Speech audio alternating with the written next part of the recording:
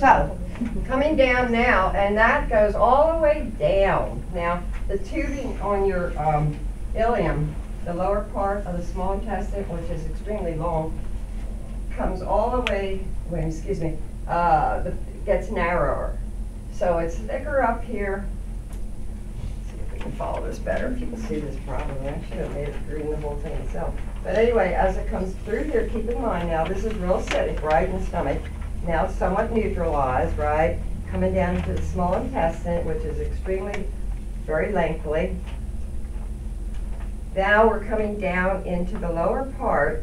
Now everything that's going to be absorbed will be absorbed. Now, before I go into the big colon, if your body cannot handle the food you just fed it, if it's too big and chunky and it hasn't got the necessities to break it down, guess what? What do you think happened? It's just going to lay in here. And you get, maybe you have, all of a sudden you've developed horrible stomach aches, pain, sick. You're all starting to get clogged up. If you are constipated, and that is a dreadful thing to happen to you, it can be caused from poor diet, it can be caused lack of fluids, because simply if it's laying there too long, anything under 12 hours causes diarrhea, and you absolutely get no absorption as far as nutrients. Anything that's moving through your system past 24 hours is constipation. Okay, so your body's just not able to absorb and create enough enzymes and things to break down everything so that in fact it can be done properly. This big bowel, when we come through here, this is a bad section right here. It's called the cecum. I think I wrote it down. You might want to make a note of it. This is important. In the cecum, you got to remember now, this is not filth. It's all good, clean, broken down food, hopefully. It's been taken out through all those little villas. All right? Now, before I go into the big colon, if people have celiac, have you heard of that? Do you know what causes celiac? It's the gluten. And gluten, to me, I just call it glue.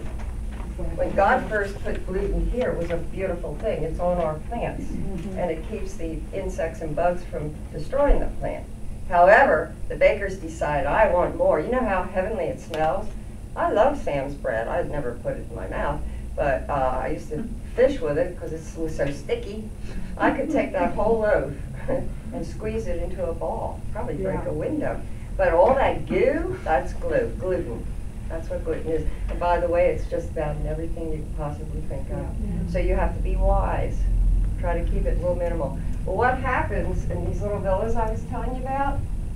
That gluten gets in there, and it's all right at first, but the more and the more and the more, people love their breads. Eventually, these little fibers can't do anything. They all get stuck together.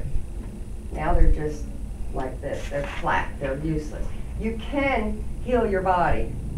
Did you know that? Yeah. If you have Crohn's and you have celiac and you have diverticulitis and IBS and all the other horrible things, you can correct all that. Yeah. I don't care how sick you are, how bad off you are, it can be reversed.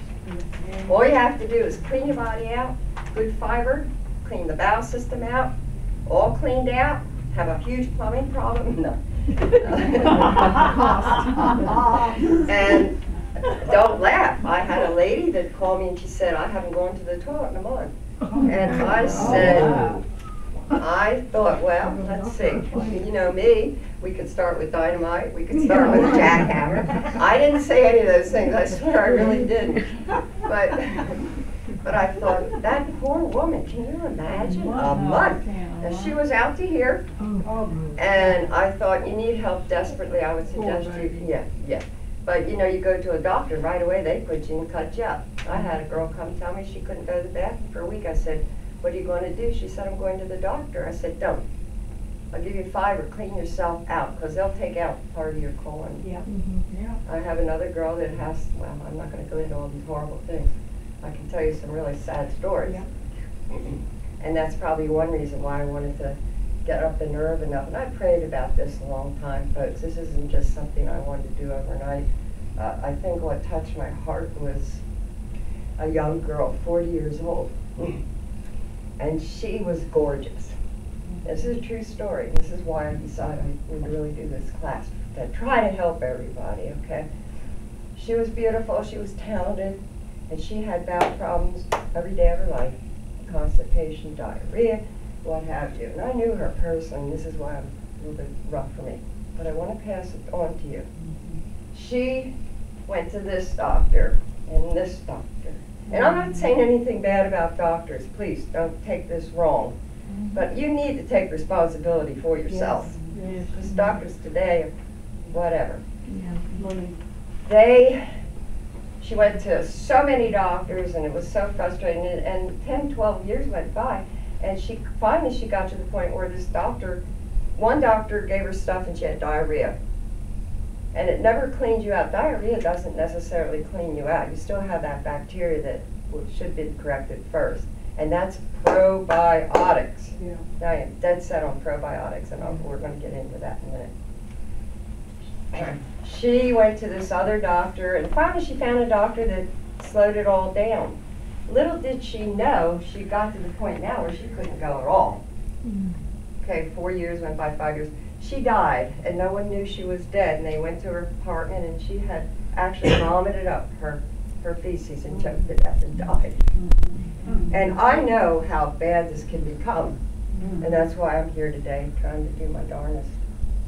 And that really touched my heart and my thinking. I hadn't thought about that for the longest time.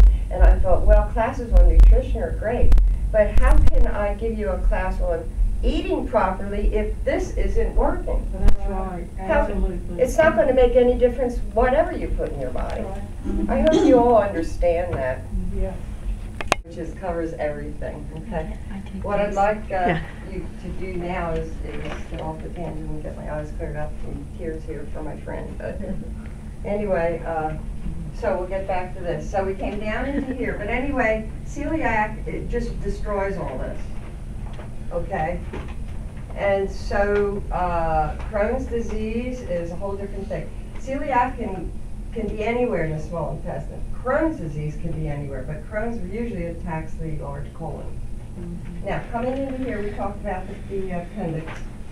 This is called the cecum, and this has, for some reason, I think it's because the ileocecal valve there, it gets stuck. Bacteria will get stuck on there. And so, see this muscle? This funny looking thing here? Can you guys see this? The colon is really pretty fascinating critter, actually. It's 5 to 8 feet long, and it's about 2.5 inches in diameter, or something like that. And so each of these segments would be like if I had a balloon, I would push the mess up into the next. Can you see this? How it's all like strictures here?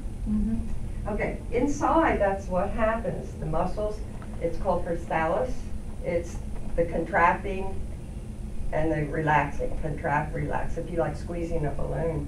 But if you can picture that, it squeezes and pushes up to the next, and pushes and all the way up and goes across. Up in here, we have a loop. See the loop? And I imagine this is where you could have, see what I'm talking about? See, I made that drawing thick, so you could see it, because inside are muscles that go like this. And there's 5 layers of mucus. They call it mucal barrier. And so when you don't have the proper probiotics, and I should have gone into that first, I apologize. Probiotics are a wonderful thing. They create intestinal flora, and I'm sure you're all familiar with some of the things that I've been talking about. Intestinal flora you do want in there. You don't want the bad microbes, you want more of the good.